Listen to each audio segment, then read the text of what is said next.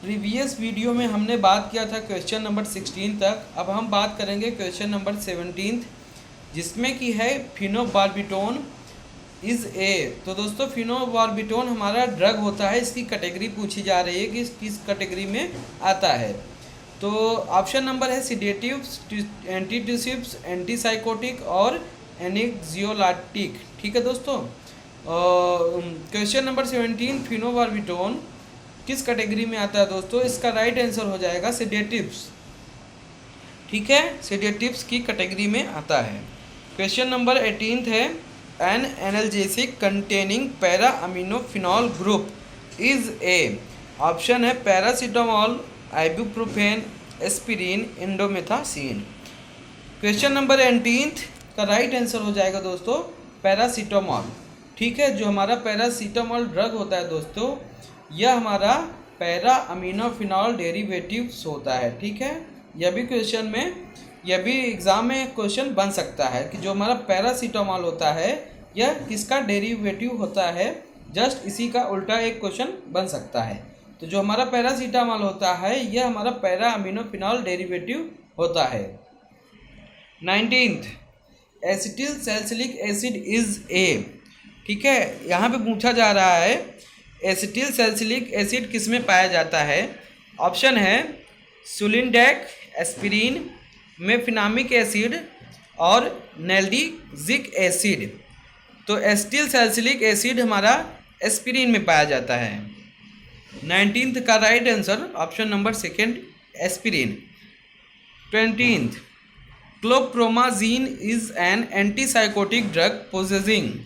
तो यहाँ पे पूछा जा रहा है दोस्तों जो क्लोप्रोमाजीन ड्रग होता है, ठीक है, इसमें क्या पाया जाता है। ठीक है, तो राइट आंसर होगा दोस्तों, पहले ऑप्शन पढ़ लेते हैं, ब्यूट्रोफिनोन और थियोजैंथीन, फिनोथियाजीन और लास्ट है एक्रीडाइन। ओके फ्रेंड्स, तो ध्यान से आप लोग देखिएगा दोस्तों, एग्ज़ाम बहुत ही निकट है। तो क्लोप्रोमाजीन जो होता है उसमें हमारा होता है फिनोथियाजीन। ऑप्शन नंबर 3 हमारा राइट आंसर है। Question number 21 which among the following is a tricyclic anti depressant drug. यहाँ पे क्वेश्चन नंबर 21 में 21वें में पूछा जा रहा है ट्राईसाइक्लिक एंटी डिप्रेसेंट ड्रग कौन सा होता है। ऑप्शन में दिया गया है एमिट्रिप्टिलिन, ट्राजोडोन, फेनिलिजीन, फ्लोक्सीटाइन। 21वें का हमारा राइट आंसर हो जाएगा एमिट्रिप्टिलाइन। ठीक है, या एमिट्रिप्टिलिन। नेक्स्ट है दोस्तों सल्ब्यूटामॉल। सल्ब्यूटामॉल क्या होता है? ठीक है, फर्स्ट है option mast cell stabiliser, bronchodilator, immunosuppressant, last है एंटीट्यूसिव्स।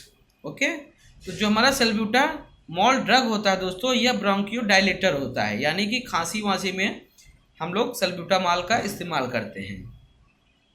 22वें पे चलते हैं, which among the following is an anti dandruff drug. Okay दोस्तों, ठंड का समय बहुत है, क्वेश्चन भी कुछ ठंड से ही रिलेटेड है। एंटी डैंड्रफ ड्रग का पूछा जा रहा है यहाँ पे दोस्तों।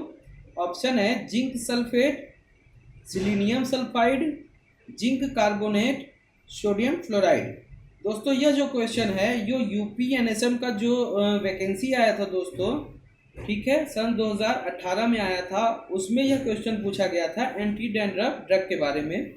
इसका राइट आंसर हो जाएगा सिलीनियम सल्फाइड। ऑप्शन नंबर 2 हमारा राइट आंसर है, जो कि एंटी डैंड्रफ ड्रग है उनमें क्या होता है सिलीनियम सल्फाइड पाया जाता है। 23 पे चलते हैं, the component of tablet machine which controls the shape and size of the tablet. यह हमारा क्वेश्चन फार्मास्यूटिक्स से पूछा गया है। ठीक है, यहाँ पे कंपोनेंट, एक मशीन का कंपोनेंट पूछा जा रहा है जो कि टैबलेट के साइज और शेप को कंट्रोल करता हो। ऑप्शन है हॉपर, पंचेज, कैमट्रैक और डाइज।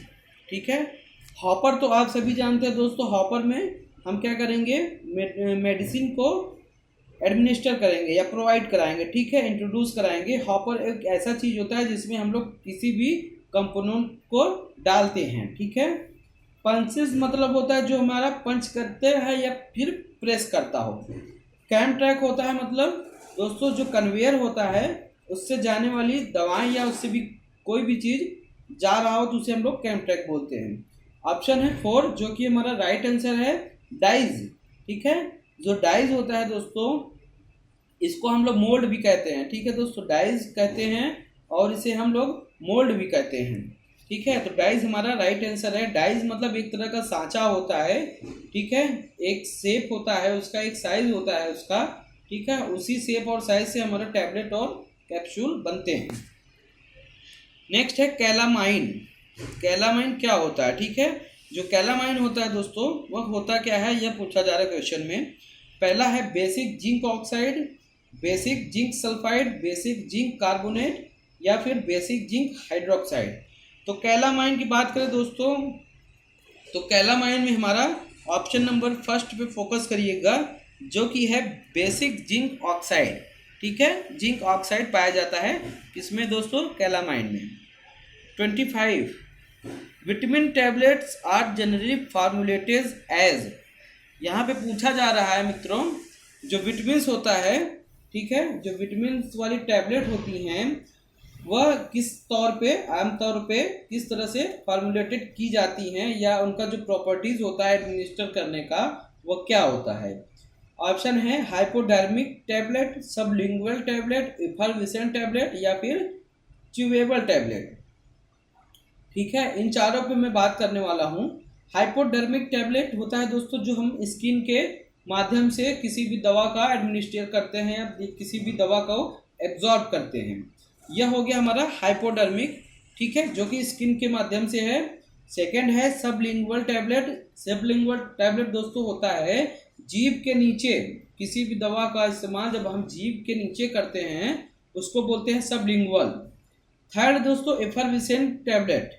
ठीक है, एफर्वेसेंट टैबलेट होता है दोस्तों जब हम एडमिनिस्टर कर लेते हैं किसी भी दवा को, ठीक है, तो वह उनका जो मीडियम होता है दोस्तों, जैसे एसिड और बेस का मीडियम होता है, तो कोई दवा अगर बेसिक अगर उसको मोड मिलेगा तभी वह घुलेगा। ठीक है, तो वह एसिड मीडियम से बचाते हुए उस दवा को बेस तक पहुंचाएगा। ठीक है, ऑप्शन नंबर 4 जो कि हमारा राइट आंसर है इस क्वेश्चन का। ठीक है, च्यूएबल टैबलेट्स। ठीक है, च्यूएबल टैबलेट्स जो होते हैं दोस्तों यह होते हैं कि किसी भी दवा को हम लोग केवल मुंह में रख करके चबाएं, इधर से उधर मुंह में हिलाएं। ठीक है, यह हमारा 25वें का राइट आंसर है जो कि है vitamin tablets are generally formulated as. हमारा राइट आंसर हो जाएगा च्यूएबल टैबलेट। क्वेश्चन नंबर 26 है, थोड़ा इंपॉर्टेंट है दोस्तों, फोकस करिएगा। Ciprofloxacin is a. सिप्रोफ्लॉक्सासिन पूछा जा रहा है कि किसकी कैटेगरी में आता है। ठीक है, पहला है क्यूनोलाइन ड्रग, दूसरा है क्यूनोलोन ड्रग, तीसरा है आइसोक्यूनोलाइन और चौथा है क्विनोक्लिडीन ड्रग। 26 का राइट आंसर हो जाएगा दोस्तों सेकंड ऑप्शन जो कि हमारा है quinolone drug. 27 the crude drug. ठीक है, the crude drug with the Latin name विदानिया somnifera. बहुत ही इंपॉर्टेंट क्वेश्चन है दोस्तों। ठीक है, द क्रूड ड्रग वे ड्रग होते हैं जिनको हम क्रूड ड्रग बोलते हैं। ठीक है, यानी कि कच्चा, जैसे क्रूड बोल सकते हैं दोस्तों कि कच्चा है। ठीक है, उनको हम लोग क्या करते हैं, उसमें एडिशन करते हैं, एडिसिव का इस्तेमाल करते हैं। ठीक है, तब जाके वह फाइनल में मेडिसिन बनता है। ठीक है, तो ये हमारा हो गया the crude drug with Latin name विदानिया somnifera. ठीक है, तो इसमें पूछा जा रहा है विदानिया सोमनीफेरा किस प्लांट का जो है क्रूड ड्रग की तरह हम लोग इस्तेमाल करते हैं। ठीक है, इसमें ऑप्शन है ब्राह्मी, हायोसाइमस, अश्वगंधा या फिर एपिकैक। ठीक है, 27 बहुत ही इंपॉर्टेंट क्वेश्चन है दोस्तों। इसका राइट आंसर पहले मैं बताऊंगा, अश्वगंधा। इसका राइट आंसर अश्वगंधा हो गया। अश्वगंधा एक तरह का दोस्तों मेडिसिनल प्लांट होता है। ठीक है, जिसका केमिकल कंस्टिट्यूएंट होता है विदानिया सोमनीफेरा। ठीक है, यह हमारा बॉटनिकल नेम है। ठीक है, यह हमारे जो शरीर होते हैं दोस्तों उनमें कई तरह के यह मेडिसिनल फंक्शन करते हैं। ठीक है, या मेडिसिनल ड्रग की तरह हम लोग इसका इस्तेमाल करते हैं। ठीक है, नेक्स्ट है 28 one among the following is a volatile oil containing crude drug. ठीक है दोस्तों, तो क्रूड ड्रग का मैंने अभी आपको बताया था। क्रूड ड्रग होते क्या है दोस्तों? प्रोडक्ट होते हैं दोस्तों जिनसे हम लोग प्लांट से एक क्रूड फॉर्म में लेते हैं। ठीक है, तो यही क्वेश्चन में पूछा जा रहा है। वोलाटाइल ऑयल की प्रॉपर्टी भी हो और क्रूड ड्रग भी हो। पहला है दोस्तों चिरेटा, दूसरा है कार्डामोम, तीसरा है लिंसीड, चौथा है माइरोबेलन। ठीक है, 28 का राइट आंसर हो जाएगा कार्डामोम। ठीक है, कार्डामोम हमारा राइट आंसर हो जाएगा। Okay, 29 a crude drug used as cardiotonic. ठीक है, ध्यान देने वाला क्वेश्चन दोस्तों है तो इजी, लेकिन फिर भी फोकस करिए। देखते हैं कितने लोग राइट आंसर इसका खोज पाते हैं अपने मन में। 29 है a crude drug used as a cardiotonic. पहला है धतूरा, दूसरा है सिंकोना, तीसरा है एफिड्रा, चौथा है एर्गॉट। इसका राइट आंसर हो जाएगा दोस्तों धतूरा। ठीक है दोस्तों, धतूरा एज ए कार्डियोटॉनिक इसका इस्तेमाल किया जाता है। 30 belladonna belongs to the family of. Belladonna यानी कि एट्रोपा बेलाडोना। ठीक है, इसका पूरा नाम है एट्रोपा बेलाडोना। यह किस कैटेगरी से या किस फैमिली से बिलोंग करता है? ऑप्शन है सोलेनेसी, पिपरेसी, पेपरवेसी और रोटेसी।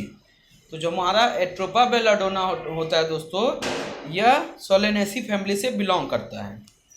31 the active ingredient that forms froth when shaken with water.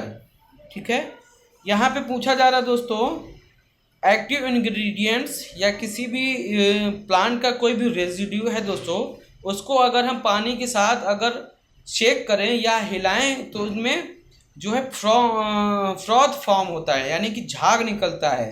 ठीक है, तो वह किस एक्टिव इंग्रेडिएंट्स के कारण होता है, यही क्वेश्चन में पूछा जा रहा है। ठीक है, जैसे कोई भी प्लांट है दोस्तों, उसका अगर कोई भी रेजिड्यू है, उसको अगर हम पानी डाल के उसमें और उसको सिंपली सेक करेंगे तो उसमें एक झाग आएगा। ठीक है, वह किस कारण से आता है, यही क्वेश्चन में पूछा जा रहा है। इसका राइट आंसर हो जाएगा दोस्तों सैपोनिन। ठीक है, सैपोनिन। ठीक है, सैपोनिन दोस्तों आप लोगों ने पढ़ा होगा, एक तरह का ग्लाइकोसाइड होता है। 32 emetine is the main ingredient of. ठीक है, अब यहाँ पे पूछा जा रहा है एमेटाइन जो होता है वह किसका मेन इंग्रेडिएंट होता है? ऑप्शन है एपिकैक, इसापगोल और पायरेथ्रम और रुहाल। ये क्वेश्चन दोस्तों 32 फार्माकोग्नोसी से पूछा गया है। ठीक है, तो एमेटाइन जो प्रॉपर्टी होती है वह हमारा होता है एपिकैक का। ठीक है, ऑप्शन नंबर 1 हमारा राइट आंसर हो गया। 33 the rod shaped bacteria. The rod shaped bacteria पूछा जा रहा है कि इसमें किस बैक्टीरिया का जो शेप होता है वह रॉड शेप होता है। पहला है कोकस, स्पाइरिला, बैसिलस और विब्रियो। ठीक है, तो इसका राइट आंसर हो जाएगा दोस्तों बैसिलस।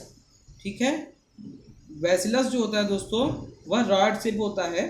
ठीक है, याद रखिएगा। नेक्स्ट दोस्तों 34 विडाल टेस्ट। ठीक है, ये क्वेश्चन में बहुत ज़्यादा पूछा गया दोस्तों। Widal test is used for the diagnosis of. ठीक है, विडाल टेस्ट जो परफॉर्म करते हैं दोस्तों वह किसके लिए यूजफुल होता है या किस बीमारी को हम लोग स्क्रीनिंग करने के लिए करते हैं? पहला ऑप्शन है टाइफाइड, एड्स, जॉन्डिस और मेनिंजाइटिस। तो जो विडाल टेस्ट होता है वह हम लोग आमतौर पर टाइफाइड टेस्ट के लिए परफॉर्म करते हैं। 35 the disease caused by Entamoeba Historica. ठीक है, यहाँ पे एक डिजीज पूछा जा रहा है कि एंटोमीबा हिस्टोरिका यानी कि अमीबा के द्वारा कौन सी बीमारी फैल सकती है या फैलती है? पहला है मलेरिया, ट्रिपैनोसोमियासिस, फाइलियरेसिस और अमीबियासिस। तो इसका जो राइट आंसर है दोस्तों वह ऑप्शन नंबर 4 यानी कि अमीबियासिस। ठीक है, तो जो अमीबियासिस होता है वह हमारा एंटोमीबा हिस्टोरिका के द्वारा फैलता है, जो कि पानी में प्रेजेंट होता है। ठीक है दोस्तों, अगर उस गंदे पानी या कंटामिनेटेड पानी का इस्तेमाल करते हैं तो हमें क्या हो जाएगा दोस्तों? अमीबियासिस हो जाएगा। ओके, तो दोस्तों यह हमारा पार्ट 2 रहा। पार्ट 3 दोस्तों हम नेक्स्ट डे लेकर आएंगे दोस्तों। इस तरह से दोस्तों कम से कम नहीं तो 1000 क्वेश्चन के आसपास आप लोगों को मैं प्रिपेयर करा दूंगा। कम से कम 1000 क्वेश्चन रहेंगे दोस्तों, आप लोग उनको प्रिपेयर करेंगे तो उम्मीद है दोस्तों आप लोगों को ज़रूर से ज़रूर एग्ज़ाम में हेल्प मिलेगी।